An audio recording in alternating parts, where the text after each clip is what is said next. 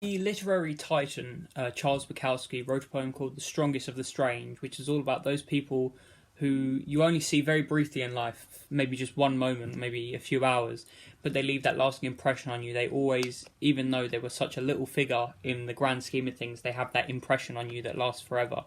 And I think this poem, it's very relatable to me because I've definitely had these instances of people I've met, and I've also think it's a very important thing because everyone thinks the most valued people in their life are those that are around them every day, every minute of every day.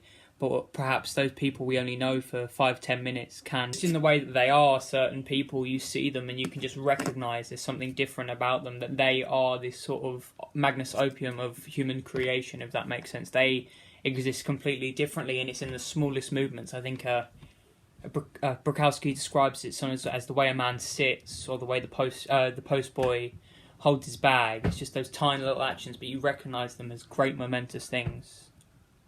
The earliest memory of such an instance I have was when I was around 8 and I went to Mallorca for a family holiday, and there was this kid that I met sort of on the resort, and he was just the realest kid. And I was like fucking 8-year-old, but I could recognise that he was just far beyond everyone else, and we spent the whole, I think, 10 days just chilling together, and I think there's a photo of us in here. I'll try and find it. Still have it.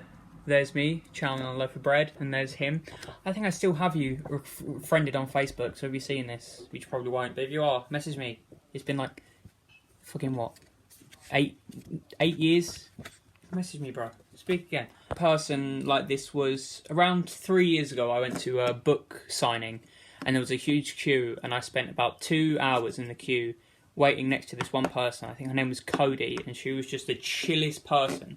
And we just hang just in the queue, and we only said a few words. Like, we only had like casual, we'd make a joke about something that was going on. We said, like, I would limit the cap, but we said no more than 30 words. But still, every day, I'm like, she was an awesome person. Thirdly, I think it's the year before last, I went on a sort of a getaway with my cousins, and someone we stayed with was just a really nice person. They've always stuck me, despite I knew them for maybe 2-3 hours. For 3 days. What I'm meaning to say here is remember these small instances of just meetings, because they could be much more valid, because I think people go through life not willing to open themselves up to people they don't know, and that is a grave mistake, because you miss out on so much golden time and so many wonderful experiences that can be had just with these strangers at the time. Someone you know for 5 minutes can become someone you remember forever, so just let yourself be able to accept that it's not just the closest to us, it's not just our friends, our family who we can let in. It's everyone was a stranger at one point, and it's okay to have strangers in your life, but what's the point in keeping everyone a stranger?